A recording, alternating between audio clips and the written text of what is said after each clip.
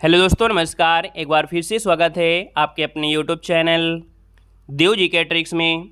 तो दोस्तों, यहाँ पर आज की इस वीडियो में हम लोग 60 क्वेश्चन सॉल्व करने वाले हैं, जो कि आपके प्रीवियस ईयर क्वेश्चन हैं। और इसके हमने जो थ्योरी वाला पोर्शन है उसको भी कवर किया है। तो इसकी थ्योरी पढ़ना चाहते हैं तो प्लेलिस्ट के माध्यम से आप पढ़ सकते हैं। बाकी इस वीडियो के हर एक क्वेश्चन बहुत IMP हैं, एग्जाम में पूछे जा चुके हैं और यही आपके पूछे भी जाते हैं। और अब अगर आप लोग नए हैं तो आप लोग चैनल को सब्सक्राइब कर लीजिएगा। तो चलिए स्टार्ट करते हैं। पहला क्वेश्चन आपसे कह रहा है कि जीवन की मूलभूत इकाई क्या है। यहाँ पर जीवन की मूलभूत इकाई है क्या। तो हमने कहा जिस प्रकार से घर बनाने के लिए सबसे पहले ईंट की ज़रूरत होती है और एक एक ईंट रख के एक घर बनता है, उसी प्रकार से यहाँ पर आपका जो शरीर होता है वो किससे बनता है, कोशिकाओं से।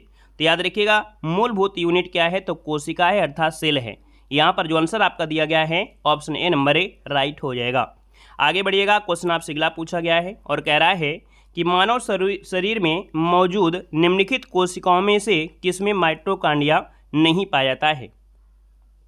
यहाँ पर दूसरा नंबर दिया है और याद रखिएगा कि मानव शरीर में मौजूद कोशिकाओं में से माइटोकॉन्ड्रिया किसमें नहीं पाया जाता है। याद रखिए यकृत कोशिका है, मांसपेशी है, श्वेत रक्त में है, लेकिन आपका लाल रक्त कोशिका है इसमें माइटोकॉन्ड्रिया नहीं पाया जाता है। याद रखिएगा किसमें, तो लाल रक्त कोशिका में माइटोकॉन्ड्रिया नहीं पाया जाता है, जो कि ऑप्शन नंबर आपका ए नंबर राइट हो जाएगा।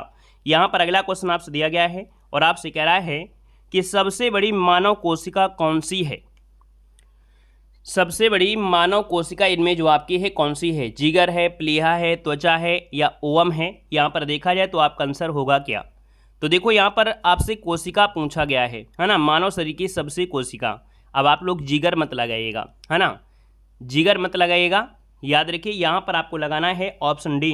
यहाँ पर हो जाएगा आपका ओवम। क्या है, ओवम, अर्थात जिसे डिम्ब कोशिका कहते हैं, ये इसे अंडाणु कहते हैं, जो आपके मादा जन्म में होता है। तो ये सबसे बड़ी कोशिका आपकी है मानव शरीर की है ना। और वहीं पर मानव शरीर की सबसे छोटी कोशिका होती है कौन, तो यहाँ पर कह सकते हैं कि जो मानव पुरुषों में पाया जाता है शुक्राणु, वो क्या होता है, सबसे छोटी कोशिका होती है। तो इसका आंसर क्या बनेगा, डी नंबर राइट हो जाएगा। याद रखिएगा। यहाँ पर जिगर से अगर बात करते हैं, जिगर से कितने प्रकार के क्वेश्चन बनते हैं, तो ये सबसे बड़ी क्या है, आपकी कोशिका नहीं है, ये आपकी ग्रंथि है, बॉडी की सबसे बड़ी ग्रंथि है। तो इसलिए आपको आंसर डी लगाना है। यहाँ पर अगला क्वेश्चन आपसे दिया गया है और आपसे कह रहा है कि निम्नलिखित भागों या बीज के बजाय कोशिकाओं के माध्यम से नए पौधों को उगाना कहा जाता है। देखिए वनस्पति भागों में, है ना, बीज के बजाय कोशिकाओं के माध्यम से, अर्थात बीज नहीं बाते हैं, एक कोशिका को दूसरे कोशिका से करते हैं, कमनाएं कर देते हैं। आप देखते होंगे कटिंग कर देते हैं, पौधे को इस भाग को काट देंगे और दूसरे पौधे में क्या करेंगे, जोड़ देंगे। तो ये जो प्रक्रिया होती है इसे क्या बोलते हैं, तो इसे कहते हैं टिश्यू कल्चर। क्या कहते हैं, तो यहाँ पर जो आंसर आपका दिया गया है वो आपको बनेगा टिश्यू कल्चर। यहाँ पर बोलेंगे जैसे कि पादप ऊतक संवर्धक, क्या बोलेंगे, पादप ऊतक संवर्धन या वनस्पति एक प्रकार से कहेंगे। तो इसका आंसर आपका ए नंबर टिश्यू कल्चर बन जाएगा। आगे बढ़िएगा। क्वेश्चन आपसे अगला पूछा गया और आपसे कह रहा है कि किस कोशिका ऑर्गेनेल को कोशिका का मास्टर कहा जाता है। किस कोशिका ऑर्गेनेल को कोशिका का मास्टर कहा जाता है। तो याद रखिए ये आपका कौन सा है, नाभिक। नाभिक को कोशिका का मास्टर कहा जाता है, याद रखिएगा। और यह कोशिका का केंद्रीय अंग होता है, इसमें गुणसूत्र होते हैं और यही जो होता है आनुवंशिक ले जाता है। तो यहाँ पर कहेंगे सर कौन सा है, नाभिक। आपका आंसर राइट हो जाएगा आपका डी नंबर। आगे बढ़िएगा। क्वेश्चन आपसे दिया गया है कि किस प्रकार की कोशिका से त्वचा बनती है। यहाँ पर बताना है किस प्रकार की कोशिका से त्वचा बनती है। तो यहाँ पर देखा जाए तो आपका आंसर क्या हो जाएगा, सी नंबर अधिचर्म जो कोशिका होती है, अधिचर्म जो कोशिका होती हैं, याद रखिए इनसे क्या बनती है। तो आप कहेंगे कि आपके कह सकते किस प्रकार की कोशिका से त्वचा बनती है, तो अधिचर्म कोशिका, जो ऑप्शन आपका सी नंबर है यहाँ पर राइट हो जाएगा। वैसे देखा जाए त्वचा 3 प्रकार की कोशिका से मिलकर बनती है, स्क्वैम कोशिका, बेसल कोशिका और आपका मेलानोसाइट कोशिका। तो इसलिए ऑप्शन आपका सही बनेगा। नेक्स्ट क्वेश्चन आपसे दिया गया है और कह रहा है कि आप विकास के सिद्धांत को किससे जोड़ सकते हैं। जो विकास का सिद्धांत है वो दिया है, किसने दिया है, तो विकास का सिद्धांत या इसे प्रकृति चयन सिद्धांत कहते हैं। और जब प्रकृति चयन सिद्धांत है तो आप कहेंगे सर ये हैं आपके कौन, डार्विन। तो ऑप्शन नंबर आप क्या बनेगा, ए नंबर जिसका आ रहा है बिल्कुल सही हो जाएगा।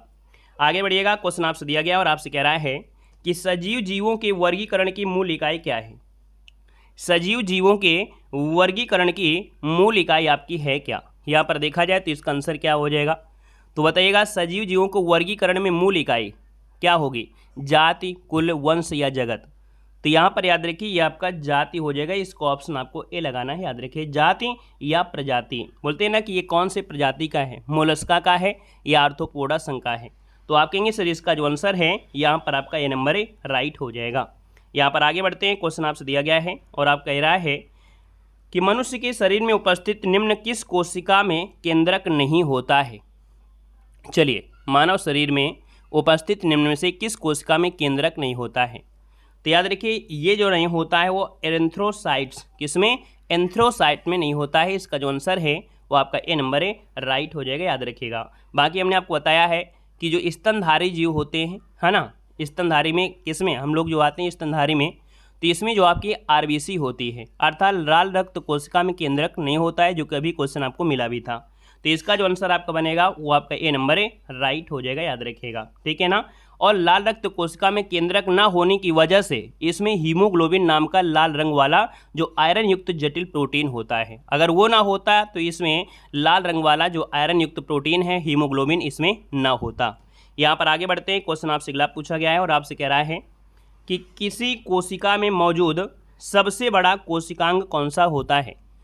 कोई भी कोशिका हो उसमें मौजूद सबसे बड़ी कोशिकांग जो आपका होता है वो नाभिक होता है। हमने आपको बताया है कि ये नाभिक ही आपका आंसर यहाँ पर हो जाएगा। किसी भी कोशिका हो, है ना, कोई भी कोशिका हो उसमें सबसे बड़ा कोशिकांग पूछे तो नाभिक होता है। याद रखेगा।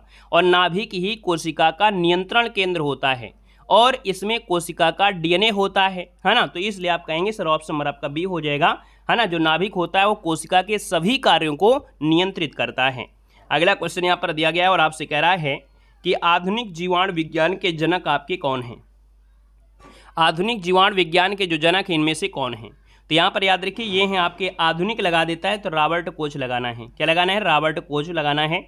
वहाँ पर देखिए आपका जो आंसर हो गया कौन, तो ऑप्शन आपका डी हो जाएगा। आगे बढ़िएगा। क्वेश्चन आपसे अगला पूछा गया है और आपसे कह रहा है कि निम्नलिखित में से कौन सा कोशिकांग केवल पादप कोशिका में मौजूद होता है? बताइएगा कि जो पेड़ पौधे होते हैं उसमें कौन सा कोशिकांग मौजूद होता है? तो उसमें पाया जाता है लवक, है ना, जिसे बोलते हैं प्लास्टिड, अर्थात जो हरित लवक होते हैं वो किसमें मिलेंगे? तो आपके पेड़ पौधों में मिलेंगे। आदमी में तो मिलते नहीं कि आदमी के पेड़ पौधे हरे हो जाएं, है ना। तो याद रखिए जो हरित लवक होता है वो आपके किस में मिलता है? तो आपके सिर्फ और सिर्फ पादप में मिलता है, जिसकी वजह से पत्तियां हरी भरी आपकी होती हैं। आगे बढ़िएगा। क्वेश्चन आपसे अगला पूछा गया और आपसे कह रहा है कि रॉबर्ट हुक ने खोज किया था। रॉबर्ट हुक ने जो खोज किया वो किसकी किया था? तो रॉबर्ट हुक ने जो खोज किया था वो याद रखिएगा कोशिका की खोज किया था। किसकी किया था? कोशिका की खोज किया। तो ऑप्शन क्या हो जाएगा यहाँ पर? ए नंबर राइट हो जाएगा। अगला क्वेश्चन यहाँ पर दिया गया है और आपसे कह रहा है कि स्वतंत्र अस्तित्व के समक्ष जीव की सबसे छोटी इकाई क्या है? चलिए यहाँ पर आपको आंसर देना है। याद रखिएगा अभी अभी ये क्वेश्चन आपका आया था, पूछा भी गया था 2021 में, जो आपका रेलवे एग्जाम एनटीपीसी हुआ था। याद रखिएगा कि अस्तित्व के हिसाब से देखा जाए, हमने कहा भी है कि सबसे छोटी इकाई जो होती है किसी भी जीव की वो आपकी कोशिका। यहाँ पर जो आंसर है वो आपका डी हो जाएगा, मतलब कोशिका जीवन की सबसे छोटी और बुनियादी इकाई आपका होता है। याद रखिएगा। आगे बढ़िएगा। क्वेश्चन आपसे अगला पूछा गया और आपसे कह रहा है कि राइबोसोम बनाते हैं। हमने थ्योरी वाले क्वेश्चन जो है थ्योरी वाला वीडियो, उसमें हर एक चीज़ हमने आपको कवर करा दिया है। देखो राइबोसोम जो बनाते हैं वो क्या बनाते हैं? तो आपकी बॉडी में राइबोसोम जो बनाते हैं वो आपके प्रोटीन। तो आप कहेंगे सर राइबोसोम जो बनाते हैं वो प्रोटीन को बनाते हैं। इसको ऑप्शन आपको बी लगाना है। याद रखिएगा। आगे बढ़िएगा। क्वेश्चन आपसे अगला पूछा गया है। चलिए अगला क्वेश्चन आपके सामने है और आपसे कह रहा है क्वेश्चन है कि इनमें से कौन से अधिकांश कोशिकीय प्रक्रियाओं के लिए ऊर्जा मापन की इकाई है? मतलब यहाँ पर देखा जाए अधिकांश कोशिकीय प्रक्रियाओं के लिए जो ऊर्जा मापन की इकाई है वो आपकी होती है एटीपी। क्या होती है ऊर्जा मापने के लिए? एटीपी अर्थात एडेनोसिन ट्राइफॉस्फेट। ये होता है कोशिका की ऊर्जा की मुद्रा कहते हैं। कहा कि ऊर्जा की कोशिका की ऊर्जा मुद्रा होती है। अधिकांश कोशिकीय प्रक्रिया के लिए ऊर्जा प्रदान करती जो एटीपी होता है। आगे बढ़िएगा। क्वेश्चन आपसे अगला पूछा गया है, कह रहा है कि निम्नलिखित में से क्या केवल पादप कोशिकाओं में पाया जाता है? तो देखो ये क्वेश्चन आपका फिर से रिपीट हुआ, देख सकते हैं। हमने कहा है कि जो पादप कोशिका अर्थात जो आपके पेड़ पौधों की कोशिका होती है उसमें लवक पाया जाता है। और कौन सा लवक होता है? जो अर्ध स्वायत्त अंकन होता है, दोहरी झिल्ली वाला होता है। कुल मिला के देखा जाए तो जिसे हरित लवक कहते हैं। तो आपसे बनेगा आपका सी नंबर। नेक्स्ट क्वेश्चन आपसे दिया गया है और कह रहा है कि को कोशिका के पावर हाउस के रूप में जाना जाता है। कोशिका का पावर हाउस जो कहते हैं वो किसे कहते हैं? तो यहाँ पर देखिए आपका आंसर क्या हो जाएगा, तो माइटोकॉन्ड्रिया, जिसको ऑप्शन बी है कि माइटोकॉन्ड्रिया को कोशिका का पावर हाउस कहते हैं। और जो माइटोकॉन्ड्रिया है कोशिका के अंदर स्थित छोटे कोशिकांग होते हैं, है ना। याद रखिएगा कि जो कोशिका होती है उसी के अंदर मान लीजिए कोई कोशिका आपकी है, उसमें छोटे छोटे भागों में से ये आपकी को होती है माइटोकॉन्ड्रिया होती है। और कोशिकीय श्वसन के लिए भोजन से ऊर्जा यही निकालते हैं। इसलिए याद रखिए, इसे याद रखिएगा कि कोशिका का पावर हाउस के रूप में जानते हैं माइटोकॉन्ड्रिया। ऑप्शन आपका बी हो जाएगा। और ऊर्जा किस रूप में आपको मिलेगी? तो एटीपी के रूप में आपको ऊर्जा यहाँ पर मिल पाती है। आगे बढ़िएगा, क्वेश्चन आपसे दिया गया है और कह रहा है कि साइटोप्लाज्म एक जेली जैसा द्रव्य होता है जो मौजूद होता है। ये जो साइटोप्लाज्म होता है और ये एक द्रव है और किसके बीच मिलेगा? याद रखिए, ये जो आपका साइटोप्लाज्म होता है वो केंद्रक और कोशिका भित्ति के बीच मौजूद होता है। केंद्रक और कोशिका भित्ति के बीच मौजूद होता है। तो आपसे बनेगा यहाँ पर ए नंबर है। आगे बढ़िएगा, क्वेश्चन आपसे दिया गया है और आपसे कह रहा है कि कोशिका का वह बाह्य आवरण कौन सा है जो कोशिका के अवयवों को उसके बाह्य आवरण से अलग करता है। चलिए यहाँ पर देखो, हमने आपको परिभाषा आपको पूरी तरीके से बताया था, प्लाज्मा झिल्ली। याद रखिए, जो आपकी प्लाज्मा झिल्ली है ये कोशिका का वह बाह्य आवरण है जो कि कोशिका के अवयव को उसके बाह्य आवरण से क्या करता है? अलग करता है। कौन? तो आप कहेंगे सर प्लाज्मा झिल्ली। ऑप्शन बनेगा यहाँ पर ए नंबर। इसको कोशिका झिल्ली भी कहते हैं और इसी को प्लाज्मा झिल्ली भी कहते हैं। ये कोशिका का सबसे बाहरी आवरण है और कोशिका के अंदरूनी हिस्से को बाहरी आवरण से अलग करती है, जो कि लिपिड और प्रोटीन से बनी होती है। जो आवरण है, ये जो आपकी झिल्ली है वो आपकी लिपिड और प्रोटीन से बनी होती है, जो पतली लचीले अर्धपारगम्य झिल्ली होती है। आगे बढ़िएगा, क्वेश्चन आपसे दिया गया है और कह रहा है कि कोशिकाओं के अध्ययन को कहा जाता है। कोशिकाओं के अध्ययन को क्या कहते हैं यहाँ पर बताना है। तो आप कहेंगे सर कोशिकाओं के अध्ययन को बोलते हैं क्या? साइटोलॉजी। क्या बोलते हैं? साइटोलॉजी। हमने थ्योरी वाले वीडियो में आपको बताया था कि जो कोशिका है या सेल है ये अंग्रेजी नाम है, वैज्ञानिक नाम क्या होता है? साइटो होता है। अगर पूछे कि इसका कोशिका का वैज्ञानिक नाम है, क्या बोलेंगे? साइटो। ठीक है ना। तो आप कहेंगे सर ये साइटो शब्द जो होता है इसमें कोशिका का अध्ययन किया जाता है और इसके अध्ययन विज्ञान को कहते हैं यहाँ पर साइटोलॉजी कहते हैं। ऑप्शन बी नंबर है यहाँ पर राइट हो जाएगा। यहाँ पर आगे बढ़ते हैं, क्वेश्चन आपसे अगला पूछा गया और आपसे कह रहा है कि उस वर्णक का नाम बताइएगा जिसकी वजह से पौधे का रंग हरा होता है।